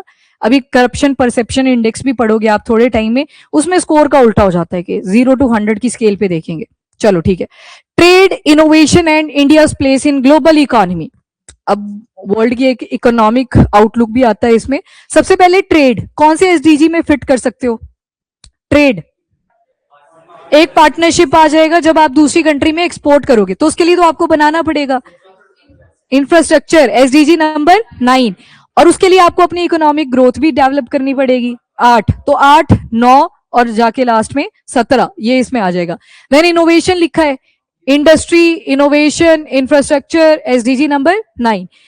इंडिया का प्लेस इन ग्लोबल इकोनॉमी, ये तो चलो कौन से वाला, इनोवेशन, ठीक है, गुड। विपो, that is world intellectual property organization. ये क्वेश्चन आपका हिमाचल में भी आया था, ग्लोबल इनोवेशन इंडेक्स। जब ये क्वेश्चन आया था 25 के पेपर में, रिपोर्ट थी 24 की, रैंक था 39। अभी रैंक हमारा इंप्रूव हुआ है एक स्टेप पे, अब हम 38 पे आए हैं। तो जो कनफ टिक लगा के आया था, ये 38 पे लगा के आया था, वो अब आया जाके रैंकिंग, है ना, पेपर के बाद जाके। तो कंफ्यूजन होता है क्योंकि सेम से मिलेंगे आपको। हाँ, अब ये कुछ चेंजेस मिलेंगे, स्लाइड उनको देख लो। हमारी रैंकिंग इंप्रूव हुई है एक स्टेप से, अब हम 38 पे हैं। पिछली 39 थी, उससे पहले 40 पे थे, तो एक एक स्टेप आगे आ रहे हैं इनोवेशन के हिसाब से। चलिए जी, ठीक है, पहले आती है world trade report. World trade report ने इस बार मेन फोकस करा है ट्रेड के ऊपर। दूसरा, आर्टिफिशियल इंटेलिजेंस आज के टाइम पे सप्लाई चेन्स में भी यूज करी जा रही है कि ह्यूमन को रिप्लेस कर देते हैं, एआई ज्यादा एक्यूरेट डेटा आपको प्रोवाइड करेगा। रिलीज कौन करता है? तो देखो, वर्ल्ड ट्रेड रिपोर्ट, तो डब्ल्यूटीओ, वर्ल्ड ट्रेड ऑर्गेनाइजेशन इसे पब्लिश करता है। गुड्स एंड सर्विसेज दोनों ही इसमें इंक्लूडेड होती हैं। और बोला गया है कि इनके अंदर हम जो ग्लोबल ट्रेड है 2040 तक 40% इंक्रीज करने वाले हैं, मतलब ट्रेड आपको बूस्ट होते हुए दिखाई देंगे। ट्रेड ग्रोथ के ड्राइवर्स कौन कौन से आते हैं? तो नंबर 1 बोला कि जो ट्रेड की कॉस्ट है वो रिड्यूस करी गई है। बहुत सी कंट्रीज ने स्पेशल इकोनॉमिक जोन्स बना रखे हैं, जिसकी वजह से हेल्प हो जाती है कि ज्यादा मैन्युफैक्चरिंग आप करें, ज्यादा चीजें जाके बेचे, अनटिल और अनलेस ज्यादा टैरिफ ना लगे, तो ये कॉस्ट रिड्यूस होती हुई आपको दिखेगी। उसके बाद प्रोडक्टिविटी भी बढ़ी है। लोग आज के टाइम पे सेकेंडरी सेक्टर के अंदर जाना प्रेफर करते हैं क्योंकि पैसा भी ठीक ठाक मिलता है, इंसेंटिव भी आ गए हैं, ऊपर से अब लेबर कोड्स आ गए हैं, तो उससे काफी बेनिफिट रहता है। और उसके बाद बोला ग्लोबल ट्रेड अगर देखें 2040 तक, ऊपर लिखा था 40%, मतलब ऑन एन एवरेज इतना इंक्रीमेंट, अगर प्रिसाइज देखें तो 34 to 37% का इंक्रीमेंट बोला है कि जो ग्लोबल के पूरे वर्ल्ड के अंदर आप चीजें बेच रहे हो या खरीद रहे हो, वो 40% इंक्रीज करेंगी। ये सिर्फ इंडिया की बात नहीं है, पूरे वर्ल्ड की बात करी गई। वर्ल्ड ट्रेड रिपोर्ट किसने पब्लिश करा? वर्ल्ड ट्रेड ऑर्गेनाइजेशन ने। तो मतलब कॉशन क्या लेने की जरूरत है? तो पॉलिसीज अच्छी चाहिए होंगी। इंडिया ने अपनी रिप्रेजेंट करनी है लेबर कोड्स के थ्रू, ठीक है। कितने लेबर कोड्स हैं? 4। कितनों को रिप्लेस करा था? 29। Next is global innovation index, SDG number 9, innovation आ गया ना कीवर्ड। ये वाला बहुत घिसा पीटा क्वेश्चन है, लगभग सारे ही पेपर्स में आता है, इसको आपने ध्यान से कर लेना है। तो सबसे पहले तो कौन इसे पब्लिश करता है? तो world intellectual property organization. Main focus कहां करता है? रिसर्च एंड डेवलपमेंट के ऊपर। इनोवेशन आ गया ना कीवर्ड। इनोवेशन का मतलब ही क्या है? आपको बैकएंड पे रिसर्च करनी पड़ेगी और फिर रिसर्च की थ्योरी बनेगी, थ्योरी को आपने जाके प्रैक्टिकली इंप्लाई करना है। तो रिसर्च एंड डेवलपमेंट ग्रोथ को देखता है ग्लोबल लेवल पे कौन? विपो। और कौन सी चीज पब्लिश करता है यहाँ पे? Global innovation index. 2024 में 2.9% थी, पर 2025 में 2.3% पे आ चुकी है। थोड़ा सा डिक्लाइन आपको मिलेगा। तो अगर डेटा याद नहीं रहे तो एटलीस्ट आप इतना लिख सकते हो कि स्लाइड डिक्लाइन देखने को मिला है इनोवेशन के सेक्टर के अंदर। Top innovative countries, number 1 is Switzerland, number 2 is Sweden and तीसरा आ जाएगा यूएस। तो ये टॉप कंट्रीज आ गई। अब इसके बाद चलते हैं अपनी रैंकिंग की तरफ। तो हम हैं 38 रैंक के ऊपर। कर लो नोट, स्विट्जरलैंड, स्वीडन, यूएस। ठीक है, ऑनलाइन ठीक है, गुड, ठीक है। हाँ, ये थोड़ा देखो, इंडेक्स वाला जो टॉपिक होता है बोरिंग होता है, पर इससे सवाल आता ही आता है, ठीक है। एक इकोनॉमी वाले पार्ट में मिलेगा, दूसरा रैंकिंग वाला रैंडम क्वेश्चन। कंपेयर नहीं करा जाता रैंक्स को, पर आइडिया रखना चाहिए आपको, ठीक है। तो 38 याद रखना। अब देखो, अगर देखें वर्ल्ड ट्रेड ऑर्गेनाइजेशन ने क्या कर, डब्ल्यूटीओ ने क्या करके रखा है, आपकी जो क्लासेस होती हैं, क्लास जब भी आती है पैसे की बात होती है, कुछ हाई क्लास होती हैं, कुछ अपर मिडिल क्लास होती हैं, कोई लोअर मिडिल क्लास होता है, फिर लोअर क्लासेस आ जाती हैं। वो जो पीपीपी नहीं पढ़ के आया पीछे, परचेजिंग पावर पैरिटी, वो इकोनॉमी में आप देखेंगे अभी उसके बेसिस पे ना क्या किया हुआ है, क्लासेस के बेसिस पे लोगों को डिवाइड कर दिया, लोगों को मतलब कंट्रीज को डिवाइड करा है। और इंडिया कौन से एरिया में लाई करती है? तो लोअर मिडिल इनकम इकोनॉमीज। तभी तो इंडिया पहले फाइट करेगी for the upper middle income economies. वहां पे देखा जाता है कि कितना पैसा ये जनता खर्च कर पा रही है इनकी कंट्री के अंदर, तो वो कंपेयर करा जाता है। तो उस कैटेगरी के अंदर इंडिया का रैंक फर्स्ट है। अब ये उसमें भी फर्दर डिसइंटीग्रेशन कर दी, जैसे 38 तो टोटल जो आपकी कंट्रीज है उनमें से हमारा 38 पे है, पर फर्स्ट किस में है हम, लोअर मिडिल इनकम कंट्रीज के अंदर, जो कंपटीशन हमारा साइड वाली कंट्रीज के साथ चल रखा है उसमें आ जाएंगे। और सेंट्रल और सदर्न एशियन रीजन में भी देखेंगे तो हम फर्स्ट रैंक पे आ रखे हैं इनोवेशन के हिसाब से। इंडिया की स्ट्रेंथ क्या निकल के आई, तो नंबर 1 इज नॉलेज, जो फिर सरकारें ड्रेन करवा देती हैं, जो हमारा पोटेंशियल होता है वो दूसरी कंट्रीज में चला जाता है, क्यों, बेटर रेम्यूनरेशन मिलते हैं तो इस वजह से चले जाते हैं। दूसरा टेक्नोलॉजी आउटपुट, उसके ऊपर फोकस किया। मार्केट सोफिस्टिकेशन, अब देखो डेमोग्राफी इतनी बड़ी है तो मार्केट अल्टीमेटली बनी जाती है। देन इंडिया की वीकनेस कहां पे आती है, तो सबसे पहले तो बिजनेस सोफिस्टिकेशन, इतने सारे पोर्टल्स लेके आते हैं हम ताकि जो बिजनेस में ईज ऑफ डूइंग बिजनेस करी जा सके, आपको वो डॉक्यूमेंटेशन का काम ना रहे, फिर भी वो कहीं ना कहीं बैरियर बनी जाता है। After that infrastructure related problem है। अभी दिल्ली का ही एक एग्जांपल देते हैं, आपने डॉग्स वाला आर्टिकल किया था एक टाइम पे, क्या प्रॉब्लम आई थी, वहां तक भी इंफ्रास्ट्रक्चर की प्रॉब्लम है कि बोल तो दिया सारे डॉग्स को पकड़ो, हाँ तो शेल्टर के लिए जगह भी तो होनी चाहिए, तो इंफ्रास्ट्रक्चर की प्रॉब्लम वहीं से इमर्ज कर जाती है। मतलब यहाँ पे इनोवेशन से तो लेना देना नहीं है, पर बात यहाँ पे इंफ्रास्ट्रक्चर की है कि इतना वीक इंफ्रास्ट्रक्चर आपको मिलेगा, क्यों, डेंस डेमोग्राफी मिल जाएगी अगेन। आफ्टर दैट इंस्टीट्यूशंस, बताना स्ट्रॉन्ग इंस्टीट्यूशन कौन से एसडीजी में आएंगे, 16 स्ट्रॉन्ग इंस्टीट्यूशन आपके एसडीजी नंबर 16 के अंदर आएंगे। इंस्टीट्यूशन की तो बहुत कमी है, करप्शन, ग्राफ केस बड़े सारे आपको सुनने को मिलते रहते हैं, ये डेवलप ही नहीं कर पाते, तो ये प्रॉब्लम्स हैं जो इंडिया में आती हैं। रैंकिंग याद रखना, हम 38 पे हैं, टॉपर कौन आया, Switzerland. Done, global innovation index.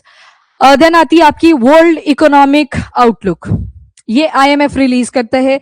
2022 का पेपर उठा के देखना, यही सवाल आया था कि वर्ल्ड इकोनॉमिक आउटलुक जो रिलीज करता है कौन करता है, तो उसमें एक ऑप्शन आपकी डब्ल्यूटीओ भी थी, दूसरे नंबर पे आईएमएफ थी, तो इसका आंसर है इंटरनेशनल मॉनेटरी फंड। चलो, वर्ल्ड इकोनॉमिक आउटलुक आईएमएफ ने इसको पब्लिश करा, और मेन चीज जो बोली गई कि रिसेशन में कोई नहीं गया, डिप्रेशन में कोई नहीं गया। हमें दो शब्द यूज करें, वन इज रिसेशन, दूसरा है depression.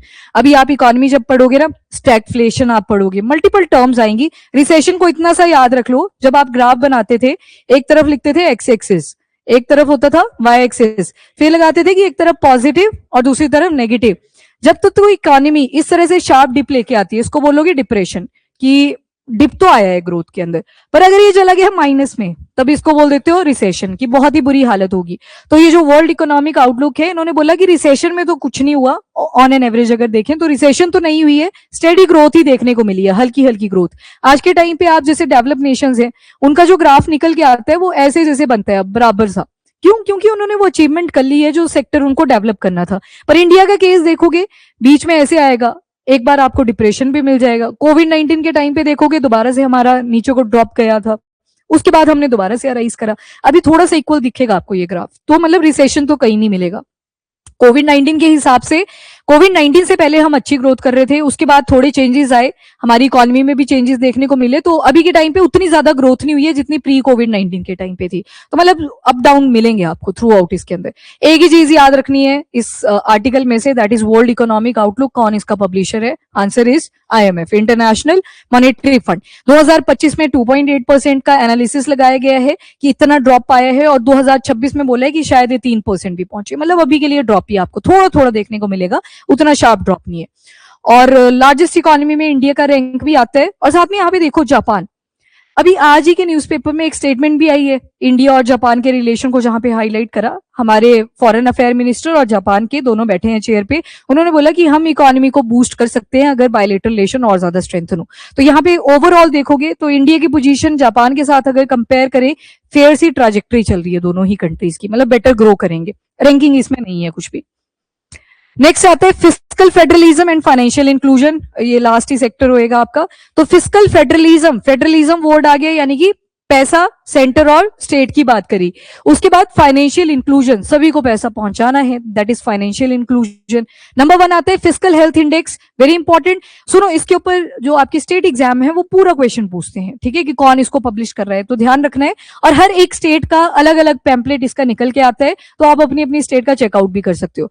1 is fiscal health index. कौन इसका पब्लिशर है, नीति आयोग। नीति आयोग की फॉर्मेशन हुई थी 2015 में, जब आपका 12th 5 ईयर प्लान चल रहा था, उसको कट ऑफ कर दिया था और फिर नीति आयोग आया था। इसकी जो फाइनल रिपोर्ट आएगी वो 2030 में आनी है, 7 साल और 1 साल फिर वो रिपोर्ट बनाने के लिए लगेगा। तो कैसी बॉडी है ये, इसको बनाया गया था एग्जीक्यूटिव पास करके, मतलब एक ड्राफ्ट बनाया गया, फटाफट से पास कर दिया कि हम कर रहे हैं कट, जो 5 ईयर प्लान चल रहे थे और फाइनली नीति आयोग को शुरू करने जा रहे हैं। तो फिस्कल हेल्थ इंडेक्स कौन पब्लिश करता है? नीति आयोग। तो ये देखो यहाँ पे डेट लिखी है 24 जनवरी 2025, मतलब पिछले साल का जनवरी की बात हुई है। फिर उसके बाद वो पूरी रिपोर्ट यहाँ पे कैलकुलेट करी जाती है, तो आपको डेटा 2 साल के गैप पे मिलेगा।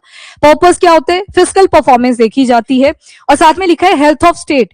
कोई स्टेट में पैसे की कमी तो नहीं आई है तो नहीं कोई स्टेट ऐसा कि जिसको लग रहा है कि हम तो फिस्कली बहुत ज्यादा अनहेल्दी हो चुके हैं। हिमाचल का केस स्टडी आप पढ़ चुके हो, तो नीति आयोग के अंदर उनका भी मेंशन आएगा। कोई स्टेट है जो अच्छा फ्लरिश कर रही है, एग्जांपल गुजरात, बड़े सारे सेटअप्स लग रहे हैं, अगले सेमीकंडक्टर के मॉडल्स वहीं पे आने वाले हैं, उनका फिस्कल हेल्थ आपको इंक्रीज करता हुआ दिखाई देगा। इन शॉर्ट ये फिस्कल परफॉर्मेंस को चेक करता है। सेंटर जो है वो आपकी स्टेट को भी पैसा भेजती है। जैसे आप कंसोलिडेटेड फंड ऑफ इंडिया पढ़ते हो, वैसे कंसोलिडेटेड फंड ऑफ स्टेट्स भी होते हैं जिसके अंदर सेंटर ने पैसा भेजा होता है। उसको यूटिलाइज ठीक से किया गया या नहीं करा गया, वो सारी चीजें कहाँ पे चेक करी जाती है? नीति आयोग के फिस्कल हेल्थ इंडेक्स में। टॉप परफॉर्मिंग स्टेट, और सुनो इसमें रैंक नहीं आता, यही क्वेश्चन आता है कि टॉप परफॉर्मर कौन कौन रहे। और पिछला पेपर उठा के देख लेना, हिमाचल वाले स्पेशली आपके पेपर में ही आया था फिस्कल हेल्थ इंडेक्स के ऊपर, और ये हमने किया था क्योंकि ये 24 जनवरी के टाइम पे भी रिलीज हुई थी। तो ओडिशा, छत्तीसगढ़, झारखंड, अगर फिस्कल हेल्थ इंडेक्स देखें तो इन एरियाज में काफी अच्छा है। अब देखो जहां पे माइनिंग ज्यादा होगी वहां पे अल्टीमेटली बात है कि पैसा डेवलप हो ही जाएगा, प्राइवेट कंपनीज इन्वॉल्व होंगी, प्रॉफिट आ ही जाएगा। तो यहाँ पे mining driven fiscal revenues generate हुए, जो आपकी ये बेल्ट आ गई ओडिशा, छत्तीसगढ़, झारखंड वाली, तो फिस्कल मैनेजमेंट भी ठीक ठाक रही। उसके बाद आते हैं लो परफॉर्मिंग स्टेट्स में, एक तो पंजाब का लिखा हुआ है, दूसरा आंध्र प्रदेश का लिखा है। अब डेमोग्राफी भी देखी जाती है साथ में, उसके हिसाब से ये मैनेजमेंट चेक करी जाती है। इनकी वीकर फिस्कल प्रूडेंस रही है, मतलब इन्होंने पैसे के ऊपर ठीक से सोच विचार नहीं करा और ऐसे यूटिलाइज कर लिया, तो इन्होंने ठीक से पैसे को यूज नहीं करा, तो इनकी फिस्कल हेल्थ खराब बताई गई है। अगला जो आता है that is fiscal inclusion index, FII, इसको RBI पब्लिश करवाता है। इंक्लूजन, सभी को पैसा पहुंचाना है। अभी जब आप इकोनॉमी पढ़ेंगे वहां पे आएंगे repo rate, reverse repo rate. कभी आरबीआई चाहेगी कि मार्केट के अंदर पैसे का फ्लो हो जाए, कभी आप देखोगे आरबीआई टाइट हो जाएगी कि बड़ा ज्यादा पैसा चला गया, थोड़ा कंट्रोल करना पड़ेगा। फाइनेंशियल इंक्लूजन का मतलब है हर एक सेक्शन को पैसा अवेलेबल हो तो उस अप्रोच से, पर इसका मतलब ये बिल्कुल भी नहीं है कि आप नोट छापोगे। नोट छापे तो हाइपर इन्फ्लेशन आ सकती है, जैसे वेनेजुएला की केस स्टडी आपने देखी थी। तो सबसे पहले तो पर्पस क्या है इसका, तो एक्सटेंट ऑफ फाइनेंशियल एक्सक्लूजन, इसको मेजर करना, और कंपोनेंट और वेटेज किस बेसिस पे इंडेक्स को बनाया जाता है। तो नंबर 1 एक्सेस, एक्सेसिबिलिटी कितनी है जो फाइनेंशियल सर्विसेज अवेलेबल है। बड़ी सारी स्कीम्स आती हैं पैसों को लेके, हमारे बैंकिंग सेक्टर को लेके, तो वो अवेलेबल कितने लोगों को है, तो उसकी जो कंट्रीब्यूशन रहती है, वेटेज रहती है 35%। पहले कोई स्कीम आई, पैसे से लेना देना था उसका, फाइनेंशियल इंक्लूजन पे फोकस था, करेंगे इनको हम जब आपकी इकोनॉमी हो जाएगी। उसके बाद स्कीम्स आती हैं जो सिर्फ फाइनेंशियल सेक्टर से ही एसोसिएटेड होती हैं, तो 35% कंट्रीब्यूशन इसकी। यूसेज, एक्सेसिबल तो थी, पता तो था लोगों को, पर यूज कितने लोग कर पाए वो चीज देखी जाएगी, और इसकी कंट्रीब्यूशन 45%। क्वालिटी, अब यूज करा, बाद में फीडबैक कैसा रहा लोगों का, वो यूज तो कर पाए पर क्या उनकी वहां पे अचीवमेंट रही, क्या सेटबैक्स गवर्नमेंट के एंड से रहे, वो सारी चीजें। तो क्वालिटी के ऊपर देखोगे आप, वेटेज रहेगी अराउंड 20%। तो ये वेटेज के बेसिस पे कैलकुलेट होता है। अब देखो पीछे लिखा था इंडेक्स, और वही चीज लिखी, न्यूमेरिकल डाटा को यहाँ पे यूज करा जाता है, कंपेयर करा जाता है। तो इंडेक्स का मतलब यही है, आप न्यूमेरिकल बेसिस पे कंपेयर भी करते हो, एनालाइज भी करते हो, नंबर्स का बहुत ज्यादा रोल रहता है। तो ये वेटेज, एक्सेस, यूसेज और क्वालिटी इसके बेसिस पे करते हैं। नेक्स्ट इज, बस छोटा सा है last, panchayat, grass root governance and local democracy. Local democracy में आप पंचायत के बारे में पढ़ते हो। पंचायती राज इंस्टीट्यूशन कौन सी अमेंडमेंट से ऐड हुआ था? 73rd constitutional amendment act of 1992। कितने मेटल्स हैं शेड्यूल नंबर 11 के अंदर? लिस्ट कितनी है? जैसे मैंने बताए थे मेटल्स की, एक नजर मानिए। नहीं, पंचायत कहाँ है ये नहीं मैंने पूछा, मैंने बोला कि शेड्यूल 11 पढ़ा था आपने, एडिशन होगी थी ना 73rd अमेंडमेंट के बाद। मैं पूछ रही हूँ कितने मैटर्स पंचायत के अंडर आते हैं। आप आइडिया कैसे लगाओगे ये म्यूनिसिपैलिटी में जाएगा या पंचायत में जाएगा? कितने मैटर्स से? 30 से कम है, चलो 25 से ज्यादा है, अब बताओ 27। अब म्यूनिसिपैलिटीज के कितने हैं? नहीं, हिंट दे देती हूँ फिर से, 15 और 20 के बीच में 18 है मेरे ख्याल से, 18 है। तो मतलब कौन सा मैटर पंचायत में जाना है, कौन सा म्यूनिसिपैलिटी में जाना है, तो वो शेड्यूल के अंदर मेंशन्ड है। चलो ठीक है, यहाँ पे लिखा होगा किसी ने, हाँ 18 ही है, 18 ही है, ठीक है। अच्छा 29 है, 29 है पंचायत के अंदर, 29 है, ठीक है। चलो जी, पहला आता है panchayat devolution index, ministry of Panchayati Raj के अंडर। कौन इसको सर्वे करवाता है, कौन इसकी स्टडी करता है, तो बॉडी याद रखनी है IIPA। IIPA क्या चीज थी, तो Indian institute of public administration, मतलब जो भी सर्वे कंडक्ट करेगा यही चेकआउट करेगा, किसके पास पकड़ा देगा, मिनिस्ट्री ऑफ पंचायती राज, और फिर पंचायत की कंडीशन चेक करेगा। नंबर 1, कवरेज कितनी पंचायत की करी गई, तो 172 पंचायत इसमें कंप्लीट हुई, अराउंड 68 डिस्ट्रिक्ट्स की। टाइम फ्रेम कितना रहा, पास्ट डेकेड, मतलब पिछले 10 सालों का डेटा आपको इसके अंदर मिलेगा, पास्ट डेकेड की बात हुई है। और नेशनल एवरेज स्कोर जो है वो इस बार इंक्रीज हुआ है फ्रॉम 39.92 से 43.89 तक। टॉप परफॉर्मिंग स्टेट, मतलब पंचायत डेवोल्यूशन समझ के, अब जैसे डिसेंट्रलाइजेशन आ जाए, डेवोल्यूशन पावर का आप डिस्ट्रीब्यूशन कर रहे हो कि लोकल गवर्नेंस कहां पे ज्यादा अच्छी आपको देखने को मिल रही है।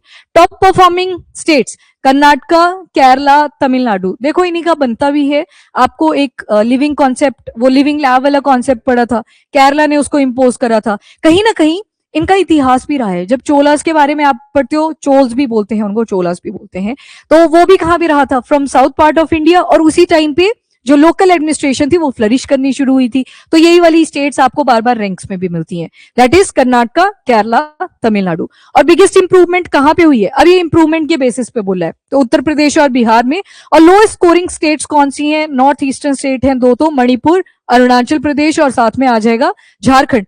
डिस्पाइट इसके झारखंड का जो फिजिकल हेल्थ था वो अच्छा था, टॉप परफॉर्मिंग में आपने पढ़ा, ओडिशा, छत्तीसगढ़, झारखंड। पर आप देख रहे हो कि जो डेवोल्यूशन है, पंचायत इसकी देख रहे हो, वो उतनी अच्छी गवर्न नहीं कर पा रही है। क्यों? क्योंकि वो माइनिंग से किसके जेब में पैसा जाता है, रॉयल्टी की फॉर्म में सेंटर के पास जाएगा, स्टेट के पास फीस जाएगी प्रॉपर, क्योंकि सॉरी सेंटर के पास फीस जाएगी, रॉयल्टी स्टेट के पास जाएगी, प्रॉफिट प्राइवेट कंपनीज ले जाएंगी। सफर कौन करेगा, वो जो लोकली लोग रह रहे थे उनको वहां से बोल दिया जाएगा आप माइग्रेट कर लो कहीं और, आपको ज्यादा बेटर लाइवलीहुड मिल जाएगा। तो अगर देखा जाए डेवोल्यूशन में जो अभी आपने पढ़ा, तो लोएस्ट स्कोरिंग स्टेट में झारखंड भी इंक्लूडेड है, डिस्पाइट इसके फिजिकल हेल्थ अच्छा है इसका। तो देखो ये कंपेयर आपने दो रिपोर्ट्स कर ली। After that state with biggest decline, तो मणिपुर, अरुणाचल प्रदेश, हरियाणा इनका। और पंचायत का नंबर देखोगे आज के टाइम पे 2.62 लाख पंचायत आपको मिल जाएंगी 2024, क्योंकि पास्ट टिकट का डेटा उठाया हुआ है, तो 25 का तो है भी नहीं इसके अंदर। तो 2.62 लाख पंचायत 2013 से 14 के आसपास देखोगे तो 2.48 लाख पंचायत थी टोटल इंडिया की बताइए। और पैरामीटर्स क्या क्या रहते हैं, नंबर 1 इज गाइडलाइन, पंचायत में जो भी बैठे हुए हैं लोग वो बेटर कोऑर्डिनेट कर भी पा रहे हैं लोगों से, जो गाइडलाइन लिखी हुई थी क्या उनको पास भी कर पा रहे हैं। नंबर 2 इज फंक्शन, काम कैसे कर रही है वो मैटर करेगा। झारखंड एक केस स्टडी है, फिजिकल हेल्थ जहां पे अच्छा है पर पंचायत पे आप देख रहे हो कुछ काम ही नहीं है, वर्स वाली कैटेगरी में ऐड ऑन हो रहा है। देन फाइनेंशियल, पैसा जो आ रहा है वो बेटर यूटिलाइज हुआ या नहीं हुआ। पार्टिसिपेशन लोगों की भी आएगी और प्रधान वधान सब यहाँ पे इंक्लूडेड होंगे। देन ट्रांसपेरेंसी, पैसा जो यूज हुआ किस स्कीम के ऊपर यूज हुआ, कितनी ट्रांसपेरेंसी मेंटेन करी। अकाउंटेबिलिटी, कुछ सवाल पूछे गए तो क्या उनका रहा। स्कोरिंग 0 to 100 की स्केल, 0 to 100 की स्केल है। अब बताओ, अब पहले ध्यान से देखना, अच्छा होना चाहिए, यहां पे इंक्रीज करना चाहिए। ये मैंने इसलिए 0 to 100 की स्केल है, 0 to 100। अब 1 आएगा स्कोर तो आप अच्छा परफॉर्म नहीं कर रहे। अरे स्कोर बढ़ना चाहिए ना, वो रैंक होता है, रैंक। आपने हमेशा फर्स्ट रैंक के लिए फाइट करा होगा, ऐसे थोड़ी था कोई कि मेरे को लास्ट आना है ना, तो रैंक तो डिक्लाइन करना चाहिए, स्कोर इंप्रूव होता है आपका। और लास्ट टाइम कब पब्लिश हुआ था, 2014 में, तभी बोला पास्ट डेकेड का डेटा था इसके अंदर, जो भी डेवोल्यूशन के ऊपर स्टडी करा गया।